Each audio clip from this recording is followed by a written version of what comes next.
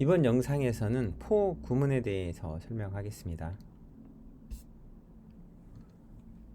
포 구문은 제어 조건을 한꺼번에 설정하죠. 이 아래에 보는 것처럼 초기값, 조건식, 반복식을 한꺼번에 설정하죠. 그래서 다른 방법과는 좀 다르고요.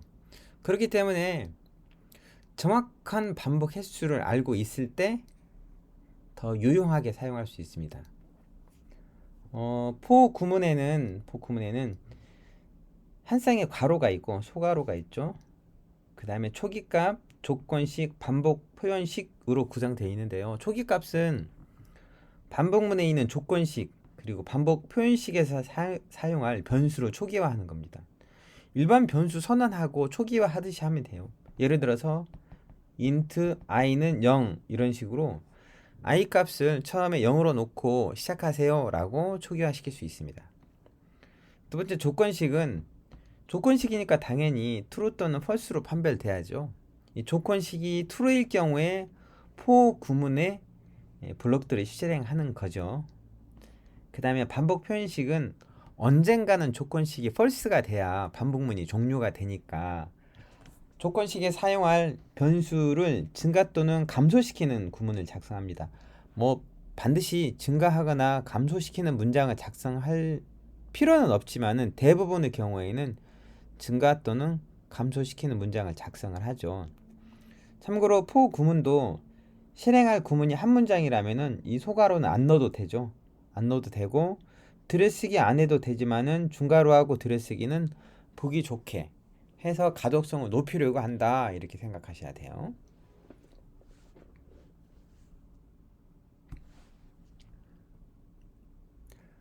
자, for 구문의 예제를 한번 보겠습니다. for 구문은 4라인 5라인에 있는데요. 4라인은 자 어떻게 해석하냐면은 i는 0부터 이게 i는 0이라고 할당한 부분이죠. i는 0부터 그 다음에 i가 10보다 작거나 같을 때까지 그 다음에 코드 블록을 실행시키죠.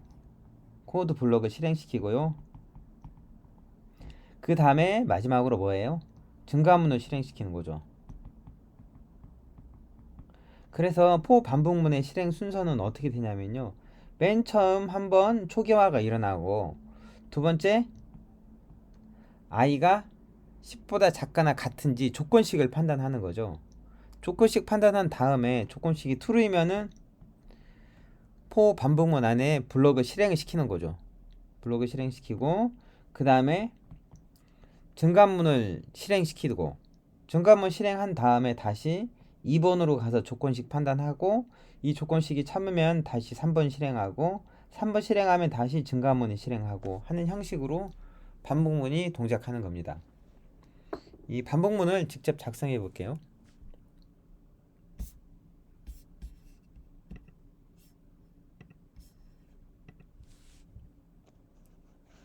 클래스 이름은 for example 이라고 하겠습니다.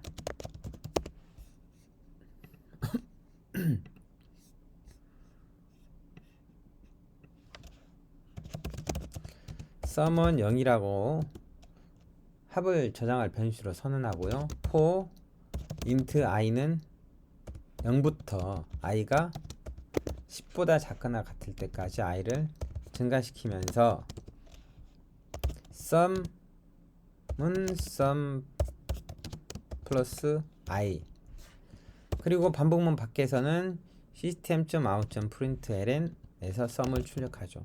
이거는 앞에서 while문과 doWhile문의 예제를 똑같이 포문으로 만드는 거죠. 자, 근데 for 반복문은 각 구문들을 있잖아요. 반드시 포함하지 않아도 되죠. 이 i는 0이라고 돼 있는 초기화를 for 반복문 밖에서 해도 됩니다. int i는 0부터 이런 식으로 초기화 시켜도 되고요. 그 다음에 증가문 있죠. 증가문은 언제 실행이 되죠? 여기서 이제 i풀풀은 for 반복문의 구문이 실행된 다음에 실행되니까 sum은 sum 플러스 i 다음에 i풀풀이라고 해도 돼요. 이라고 해도 그래도 결과는 같죠. 물론 여기 i가 10보다 작거나 같을 때까지 이 부분 있죠. 이 부분도 없앨 수 있습니다. 그리고 대신 어떻게 넣어요? 만약 i가 10보다 작거나 같으면 어떻게 해요? 이 코드 블록을 실행하죠. 아니면은 브레이크 하세요. 이런 식으로 코드 작성해도 되는데 이렇게 하면 더 불편하죠. 어쨌든 중요한 거는 for 구문에 있는 항목들은 반드시 포함하지 않아도 된다 이거예요. 보통 경우는 이렇게 if 블럭까지 넣진 않죠. if 블럭은 그냥 조건문에 넣는 게 가장 좋죠. 근데 이런 경우 있어요. 이런 경우 가끔 시험에 이렇게 내시는 교수님이 있을까 모르겠지만요. for 세미콜론 2개 찍고 이렇게 다음 구문 중 오류가 발생하는 구문은 여기는 없습니다. 이거는 실행하잖아요. 잘 실행이 돼요. 다만 프로그램이 종료가 안 되죠. 계속 빨간불 켜져 있는 상태로 남잖아요. 그렇죠? 근데 이 경우는 오류가 납니다. for 반복문을 여기 안 넣고 system.out.println 바로 위에다가 for 세미콜론 2개 넣고 이렇게 이 경우는 에러가 나죠. 왜 그러냐면은 이 for 구문은 반복문을 종료시킬 만한 구문이 없어요. 그러니까 12라인은 제어가 도달하지 않겠죠. 그래서 unreachable code라는 에러 메시지가 출력이 되는 거죠. 여기 이런 그 for 반복문의 코드를 어디다 넣냐에 따라서 화면에 보여주는 에러 유무가 달라진다는 거예요. 물론 이렇게 코드를 작성하는 사람 흔치 않죠.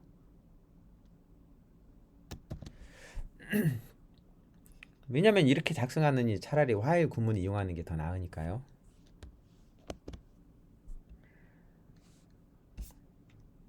자, for 반복문이었고요. 그 다음은 향상된 포문이라고 하는 거 있습니다. 자바 1.5, JDK 1.5, 뭐 자바 5라고 부르기도 하죠. 버전을. 자바 5 버전에서 추가된 구문인데요. enhanced 포문 또는 향상된 포문이라고 부르는 겁니다. 이거는 배열이나 컬렉션, 아직 배열도 안 배웠고 컬렉션도 안 배웠어요. 배열은 변수 하나에 여러 개의 같은 유형의 값을 저장하기 위한 자료 구조고, 컬렉션도 비슷해요. 컬렉션은 리스트라는 거 있고 그 다음에 셋이라는 것도 있고 그렇지만요, 뭐 기초 과정에선 다루진 않지만 나중엔 언젠가 배워야 될 내용입니다. 어쨌든 배열이나 컬렉션들은 변수 하나에 여러 개의 요소를 넣을 수 있는 자료 구조라고 생각하시면 돼요. 근데 이제 이 배열이나 컬렉션에 들어있는 모든 요소를 쉽게 반복 처리해 줄 수 있도록 하는 것이 enhanced 포문입니다. 이 enhanced 포문의 구문요, for 다음에 이곳 한 쌍의 소가로가 있고 그 다음에 중간에 콜론, 세미콜론이 아니고 콜론이에요. 콜론이 있다는 거죠. 그리고 콜론 뒤에는 배열 또는 컬렉션 변수명이 들어가요. 즉 객체 변수 이름이 들어가고, 그 다음에 변수로 선언하는데 이 선언하는 변수는 있잖아요. 배열 또는 컬렉션의 자료를 받아서 저장하기 위한 변수로 선언합니다. 어려운 말이죠. 예를 들어서 배열에 이렇게 1, 2, 3, 4 정수가 저장되어 있잖아요. 그러면은 정수를 저장받을 수 있는 변수 선언해야 된다는 거죠. 근데 만약에 배열에 있잖아요. 배열에 1.2, 2.3, 3.4, 1.0 이렇게 부동소 수점이 저장되어 있어요. 이 경우에 int 타입으로 변수로 선언하면 에러가 나죠. 왜냐하면 1.2를 여기 저장하지 못하니까. 즉 배열이나 컬렉션에 있는 내용을 하나씩 빼서 계속 반복 처리하면서 소비를 할 거거든요. 그러면 그 뺀 데이터를 임시로 저장할 변수를 선언해야 된다 이거예요.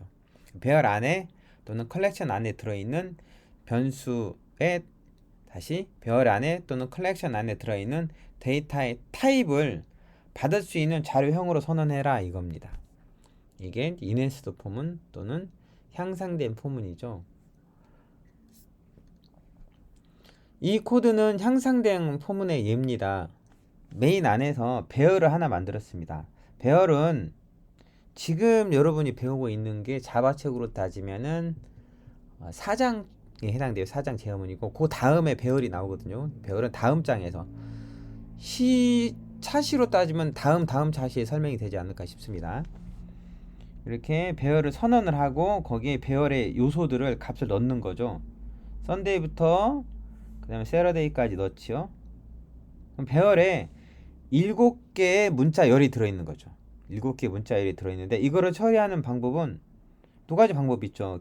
기존의 전통적인 폼문을 이용하는 방법, 그 다음에 여기 있는 인핸스드 폼문을 이용하는 방법이 있는데, 인핸스드 폼은 중간에 콜론이 나온다고 했죠. 콜론이 있고 그 다음에 뒤에는 배열 또는 컬렉션의 변수명이 나와요. 3라인에 있는 위크 어레이라는 배열 이름이 나오고 그 다음에 콜론 앞에는 스트링 타입의 변수가 하나 선언되어 있죠. 왜 앞에 스트링 타입이죠? 배열 안에 들어있는 데이터들이 다 문자열이잖아요. 그래서 문자열을 저장할 수 있는 변수로 선언해야 된다는 거죠. 그러면 이 포 반복문은 배열에서 항목을 하나씩 빼와서 임시로 데이에다 저장하고 그 다음에 코드 블록을 실행시킨 다음에 다시 그 다음 항목을 뽑아서 데이에 저장하고 이런 식으로 배열이나 컬렉션에 있는 모든 요소를 다 소비할 때까지 동작을 하는 거예요. 이거의 단점은 사실 장점은 배열이나 컬렉션에 있는 요소를 소비를 할 때 굉장히 쉽게 코딩을 할 수 있는 거고 단점이라면은 내가 원하는 개수만큼 아니면 내가 원하는 위치의 것을 읽을 수가 없다는 게 단점이 있어요. 이 인핸스드 포문 예제를 작성해 보겠습니다.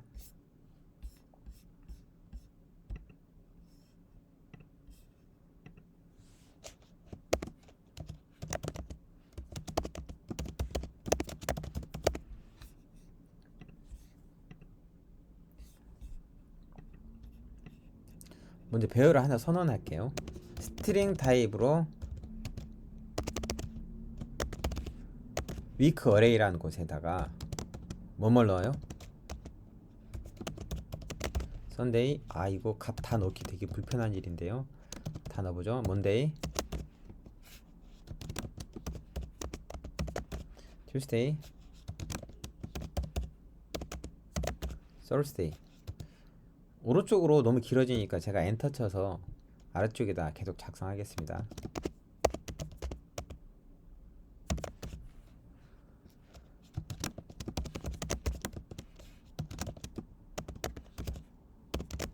이렇게 이제 배열을 선언하고 값을 초기화했습니다.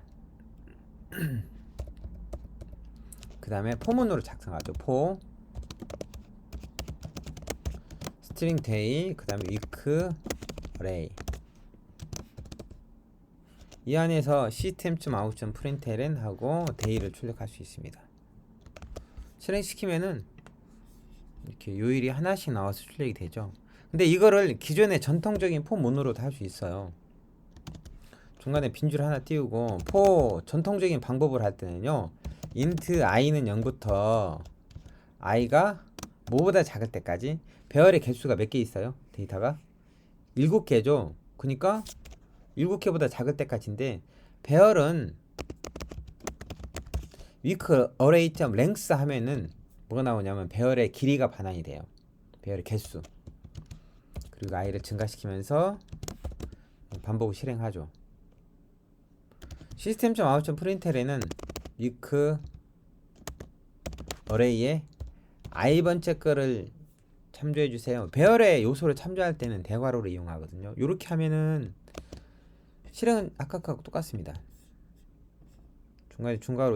중간에 그 빈 줄 있고 그러고 나서 출력되는 건 똑같죠. 배열의 길이, 배열의 개수를 알 때는 .length라는 속성이 있습니다. 이걸 이용하시면 되죠. 이게 이제 향상된 폼을 이용하는 경우, 그 다음에 전통적인 폼을 이용하는 경우인데, 이 전통적인 폼은 인덱스가 있잖아요. 근데 인핸스드 폼은 인덱스가 없다는 단점이 있어요. 반대로 인핸스드 폼은 요소를 전부 다 소비할 때 되게 편하죠. 기존의 그 포 반복문의 인덱스를 매번 선언해야 된다는 불편한 점이 있고, 적당하게 여러분이 원하는 거, 편한 거 골라 쓰시면 될 것 같아요.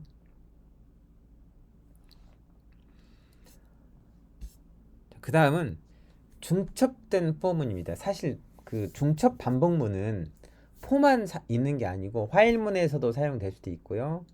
그 다음에 두화일문에서도 사용될 수 있습니다. 여기서 제가 그 중첩 포문으로 중첩된 반복문을 설명하는 이유는 주로 중첩된 반복문은 화일문보다 포문을 더 많이 이용을 해요. 이 하나의 반복문 안에 다른 반복문을 넣은 구조를 이제 중첩된 반복문, 그리고 그 중에서 이제 포문을 이용하는 것을 이제 중첩 포문 이렇게 한다고 하는 거죠. 여기서는요, 그 화면에 보시면은 포가 바깥에 하나 있고요, 그 다음에 안쪽에 하나 더 있습니다. 바깥쪽 반복문은 I 인덱스를 이용하고 안쪽 반복문은 J 인덱스를 이용하는데, 이 안쪽 반복문 안에서는 J라는 변수를 쓸 수 있고요, 또 I라는 변수도 쓸 수 있어요.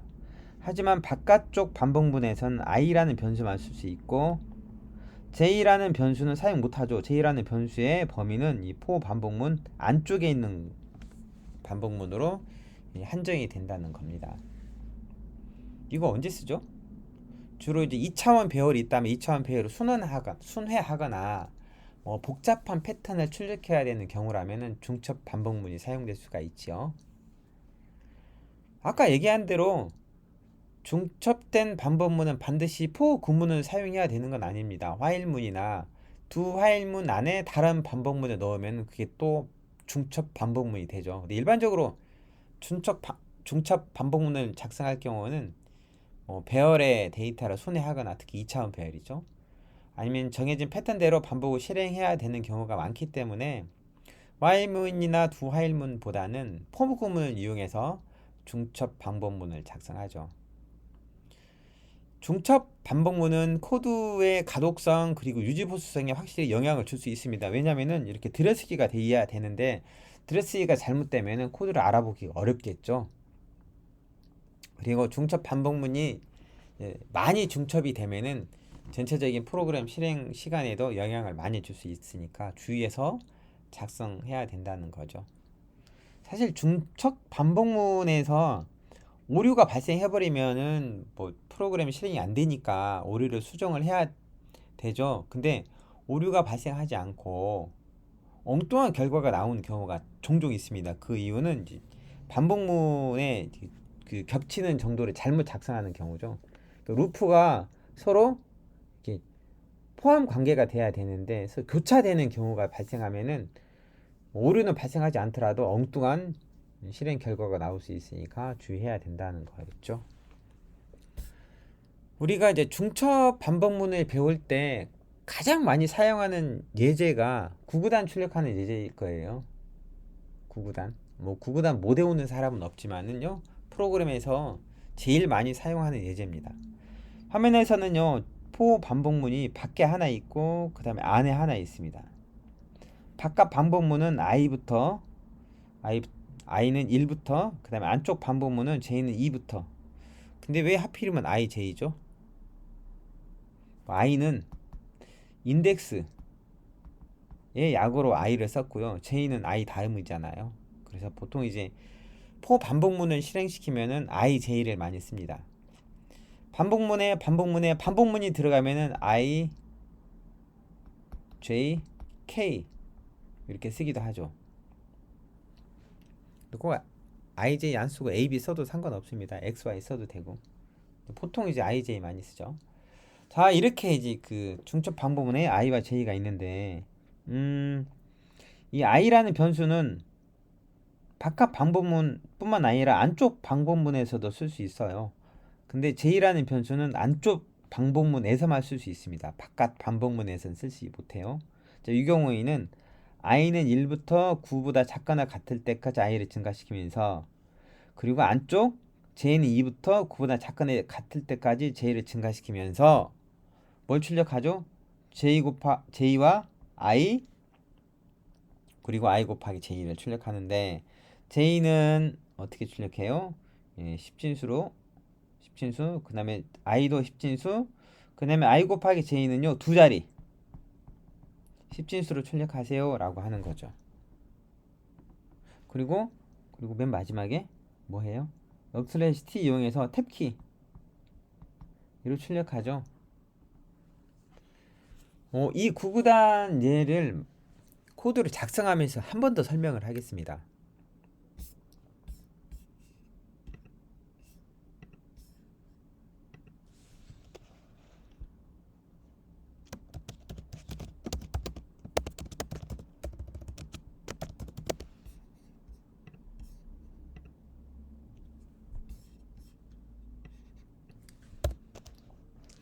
for int i는 1부터 i가 9보다 작거나 같을 때까지 i를 증가시키면서 for int j는 2부터 그럼 j가 9보다 작거나 같을 때까지 j를 하나씩 증가시키면서 뭘 출력해요? system.out.print f 이용해서 자 여기에는 %d 아스테리크를 출력할게요. 그 다음에 %d는 그 다음에 %ed 두 자리 정수를 출력하세요. 그리고 탭키 출력하죠.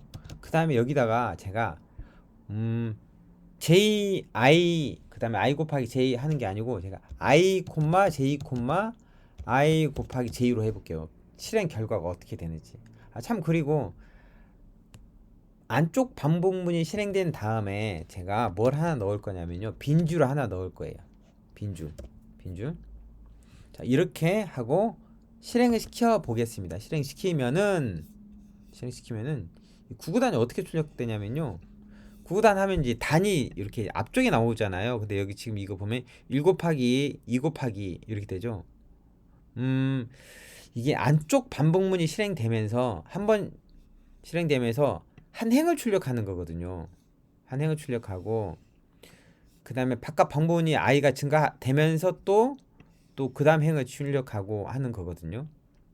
그러다 보니까 i, j를 있는 순서대로 그대로 써버리면은 구구단이 우리가 원하는 평소에 보는 형식으로 안 만들어지죠. 그래서 i와 j의 출력하는 순서를 바꿨습니다. 실제 이렇게 바꾸고 실행시켜 보면은 6 곱하기 1은 2 그리고 단 하나가 세로로 출력이 되죠. 이게 출력 자체가 세로로 되는 건 아니고요. 한 행씩 출력이 되는 거죠. 한 행 출력하고 그 다음 행 출력하고 하는데 구구단이 우리가 위에서 아래로 뭐 옛날 책받침에서 보듯이 책받침 알면은 40대 책받침에서 보듯이 30대도 있습니다. 이렇게 세로로 출력이 되게 하고 싶어서 i와 j를 순서로 바꾸는 거죠. 이게 출력 자체가 세로로 되진 않아요. 한 행 한 행 출력이 되는 겁니다. 안쪽 반복문은 바깥 반복문 한 번 실행할 때마다 안쪽 반복문이 전체가 실행이 된다고 생각하셔야 돼요. 그리고 구라인의 줄바꿈 있죠. 줄바꿈에 의해서 이렇게 줄바꿈에 의해서 한 줄 한 줄씩 표시된다 이렇게 생각하시면 됩니다. 사실 이 구구단 정도는 반복문을 배우고 난 다음에는 안 보고 작성할 수 있는 수준은 돼야겠죠. 수준이 안 되면 뭐 코드로 외워야 돼요. 열심히 해보면 되겠죠. 자, 구구단 가지고 또 제일 많이 하는 것이 뭐냐면요. 여기 있는 별 피라미드 만드는 거. 이거 별 피라미드 호불호가 있습니다. 좋아하는 사람 있고 엄청 싫어하는 사람 있죠. 하지만요. 반복문 그것도 중첩 반복문을 테스트해보기 이만한 게 없습니다. 중첩 반복문도 공부해본 사람이라면 한 번쯤 겪어보는 거라고 생각하시면 돼요. 이게 어떤 언어든지 간에. 특히나 이제 중첩 포문을 연습하는데 가장 적절한 예제죠. 저는 지금 화면에 별 피라미드 6가지 놨잖아요. 6가지 놨는데 그 중에 첫 번째 예제만 한번 보겠습니다. 첫 번째 예제는 있잖아요. 자, 포 반복문이 어떻게 되냐면 i는 0부터 i가 단보다 작을 때까지 단은 5라고 있습니다. 별 피라미드 단의 수로 5단까지만 할 거예요. 5보다 작을 때까지 i를 증가시키면서 그 다음에 안쪽 반복문은 있잖아요. 안쪽 반복문은 j는 0부터 여기까지는 뭐 좋습니다. 근데 이제 뭐가 달라진다면요. 조건식 조건식에 뭐가 사용이 됐어요? i라는 변수가 사용됐죠. 헐. 그러면은 안쪽 반복문의 i는 항상 같진 않잖아요. 바깥 반복문이 실행될 때마다 i는 매번 달라지는 거죠. 그리고 여기서 이제 많이들 헷갈려 하십니다. 만약에 생각해봐요.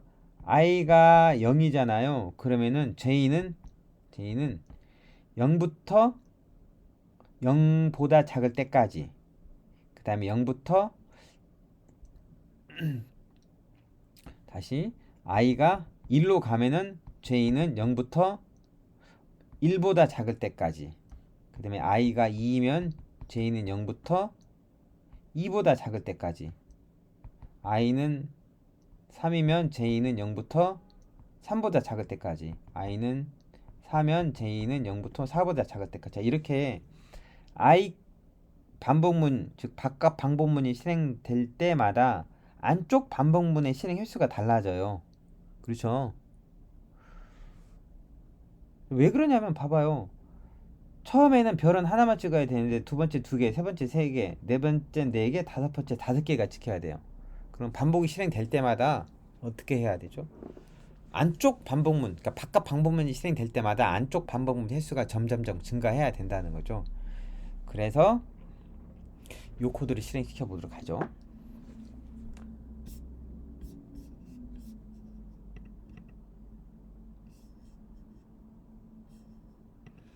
저는요, 이 클래스 이름을 for star example.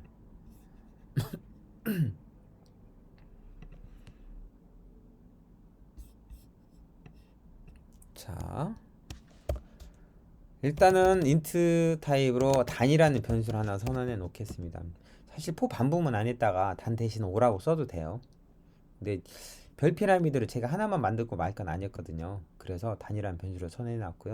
자, for int i는 0부터 i가 뭐보다 작을 때까지, 단보다 작을 때까지 i를 증가시키면서, 자, for int j는 0부터, 저는 이제 여기서 이렇게 해볼게요. j가 단보다 작을 때까지 j를 증가시키면서, 이전 슬라이드에서 나왔던 내용이 아니고 조금 다르게 작성했는데요. 여기다가 system.out.print 하고 별표를 출력하도록 하고요. 안쪽 반복문 종료된 다음에 system.out.print은 빈줄만 출력되도록 해요. 이렇게 하고 실행시키면은 매 행에 별이 5개씩 출력이 되죠. 왜냐면은 j가 단보다 작을 때까지. 그런데 이게 맨 첫 번째 행은 하나만, 두 번째 행은 2개, 세 번째 행은 3개 이렇게 출력이 돼야죠. 그래서 얘를 어떻게 해요? i 플러스 1보다 작을 때까지. 근데 이 i라고 하잖아요. i라고 하면은 이 별이 어떻게 나오냐면요, 이렇게 0개, 1개, 2개, 3개, 4개 이렇게 나오죠. 그래서 저는 i 플러스 1 이렇게 한 거죠. 아까 제가 지금 j 플러스 1에서 여기 반복문에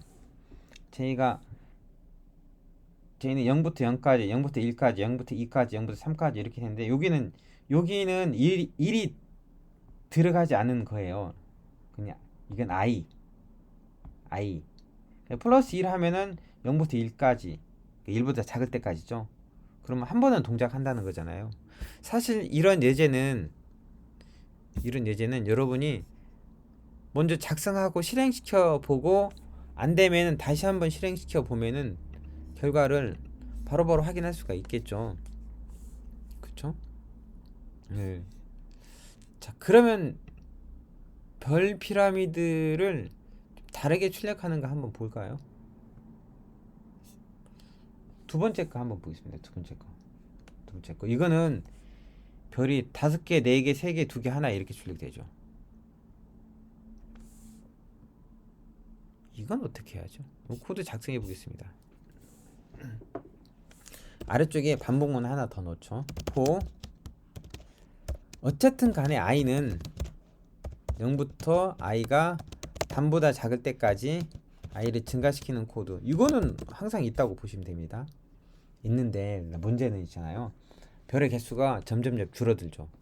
잠깐 슬라이드 띄워놓고 설명을 해볼게요. 처음에는 처음에는 5개, 그 다음에 4개, 3개, 2개, 1개 순으로 별이 출력이 돼야 돼요. 별의 개수가. 그러면 제2 반복 횟수가 점점점 줄어들어야죠. 제일 많았다가. 이 5라는 숫자는 뭐죠? 몇 개의 단위냐 이거죠. 단. 그러면 제2는 0부터 시작한다면 처음에 제2는 5보다 작을 때까지 5보다 작을 때까지. 근데 이제 처음에 5지만 그 다음에는 뭐보다 작아야 돼요? 4보다 작아야 되고, 그 다음에 3보다 작아야 되고, 2보다 작아야 되고, 1보다 작아야 되고, 이렇게 가잖아요. 근데 J가 있는 반복문에서 쓸 수 있는 것은 J라는 변수와 그 다음에 단이라는 변수, 그 다음에 i라는 변수거든요. 단이라는 변수는 5로 고정되어 있잖아요. 그렇죠? 근데 i라는 변수는 어떻게 되죠? 0부터 계속 증가되죠. 0, 1, 2, 3, 4. 그러면은 J 값이 점점점 줄어들려면 어떻게 해요? 단에서 i 값을 빼도록 하면 되죠. 처음에 단이 5였는데 5에서 0 빼면 5. 그리고 단이 5에서 i 값 1을 빼면 4. 5에서 2를 빼면 3. 5에서 3을 빼면 2. 이런 식으로 단과 i를 조합해서 j 의 반복 횟수를 결정할 수 있을 거예요. 코드를 작성하면은 여기서는요. for int j는 0부터 j가, 자 이거를 그냥 단이라고 하잖아요. 그러면 아까 우리가 저기 처음에 작성했던 코드하고 별별 차이가 없어요. 단 개수가 변하지 않으니까. 근데 여기다가 뭘 빼요? i를 빼는 거죠. 그리고 j를 증가시키면서 system.out.print 별 출력하고요. 그 다음에 for 반복문 안에선 system.out.println 에서 빈줄이 출력되도록 하죠. 요렇게 하고 실행시켜 보면은, 자 어때요? 출력이 되죠? 중간에 빈줄 하나 넣어서 이렇게 확실하게 보이도록 할 수 있습니다.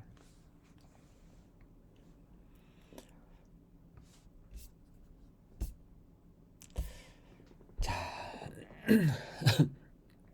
과제 1부터 100 사이에 소수를 출력하는 프로그램을 작성하세요 라고 과제가 나왔습니다.